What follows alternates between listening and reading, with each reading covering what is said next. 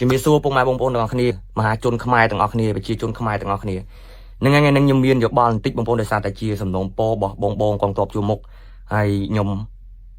អត់ដឹងថាត្រូវធ្វើម៉េចទេខ្ញុំមានតែធ្វើតាមសំណើពួកគាត់ព្រោះជាការស្នើសុំព្រោះ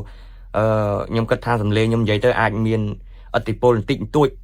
តួចដែរសម្រាប់ពួកគាត់អញ្ចឹងណាព្រោះខ្ញុំអត់មានអីជាជំនួយសម្រាប់ពួកគាត់ហើយអត់មានថវិកាអីសម្រាប់ជួយអីពួកគាត់ទេអញ្ចឹងខ្ញុំមានតែសំឡេងបងប្អូនណាអញ្ចឹងក៏អធិស្ឋានបើសិនជាខុសទាស់លើសទាំងណាបងប្អូនយើងអធិស្ឋានផងយើងស្ថាបនាយើងកែតម្រូវគ្នាបន្តិចគឺពាក់ព័ន្ធជាមួយនឹងជំនួយបងប្អូនកងទ័ពជួរមុខណាបងប្អូនអរគ្នាអញ្ចឹងចង់ឲ្យម្ចាស់ជំនួយទាំងអស់បាទយកចិត្តទុកដាក់ក៏ដូចជាត្រួតពិនិត្យឲ្យបានល្អិតល្អន់បន្តិច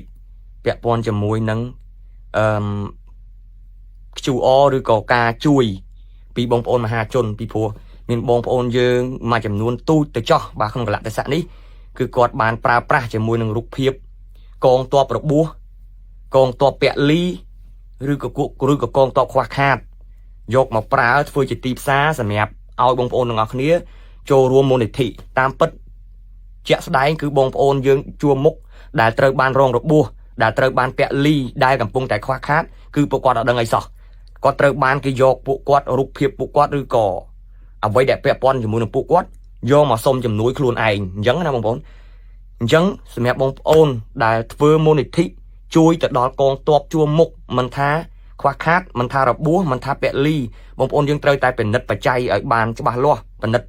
ជាក់ស្ដែងឲ្យបានច្បាស់លាស់ហើយជាពិសេសគឺបងប្អូនយើងមួយចំនួនដែលពួកគាត់អត់សូវមានអ្នកស្គាល់ទេបងប្អូនណាបងប្អូនយើងទៅហ៊ានជួរមុខកងទ័ពជួរមុខខ្លះគាត់ខ្វះខាតគាត់របួសគាត់ពលី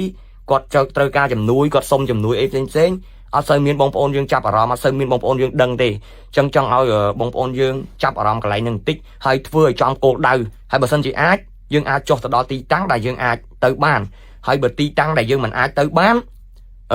យើងគ្រាន់តែស៊ើបសួរពិនិត្យឲ្យច្បាស់លាស់ប្រកាសជាគាត់អាហ្នឹងយើងជួយគាត់យើងមូលនិធិសម្រាប់គាត់អាហ្នឹងគឺអត់ខុសទេណាបងប្អូនអញ្ចឹងចង់ឲ្យបងប្អូនប្រយ័ត្នប្រយែងមែនទែនកុំឲ្យគេបោកណាបងប្អូនណាកុំឲ្យគេបោកព្រោះឥឡូវនេះកំពុងតែមានបញ្ហាខ្លាំងទៅហើយអញ្ចឹងជនឆ្លៀតឱកាសគឺក៏នៅតែមានដែរបងប្អូនណាអញ្ចឹងខ្ញុំសង្ឃឹមមួយយ៉ាងទៀតថាជនឆ្លៀតឱកាសមួយចំនួនទូចដែលជាជនជាតិខ្មែរដូចគ្នាហ្នឹងគួរតែផ្អាកមករយៈសិនបាទផ្អាកសិនទៅព្រោះឥឡូវយើងកំពុងតែមានបញ្ហាទាំងអស់គ្នាយើងគួរតែពួតដៃគ្នាសាមគ្គីគ្នាយើងគួរតែទម្លាក់ចោះរឿងទាំងអស់ហ្នឹងសិនទៅកុំធ្វើបាបខ្មែរគ្នាឯងកុំធ្វើបាបឈាមខ្លួនឯងកុំធ្វើបាបប្រទេសជាតិខ្លួនឯងអីអញ្ចឹងខុសត្រូវលឺលួសខុសទាស់ត្រង់ណាអីខ្ញុំអភ័យទោសក៏ដូចជាអធិស្ឋានពុកម៉ែបងប្អូនផងដែរព្រោះ